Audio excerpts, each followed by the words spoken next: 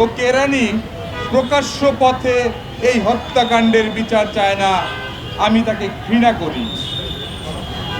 যে ভাই এখনো নির্লজ্জ স্বাভাবিক হয়ে আছে, আমি তাকে ঘৃণা করি।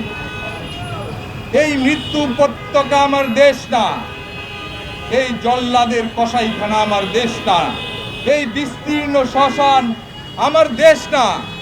আমি আমার দেশকে ফিরে কেড়ে নেব।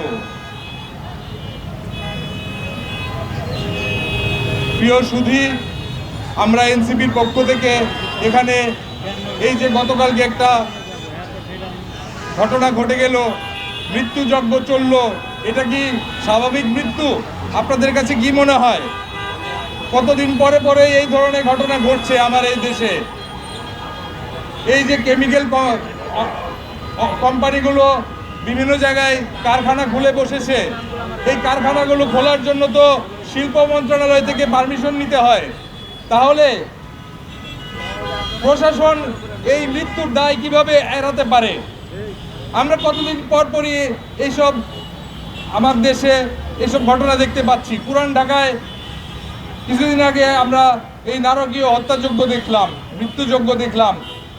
এখন আবার গতকালকে আমাদের রূপনগরে এই ধরনের একটা নারকীয় মৃত্যুযজ্ঞ চলল। এর কি কোনো প্রতিকার নেই?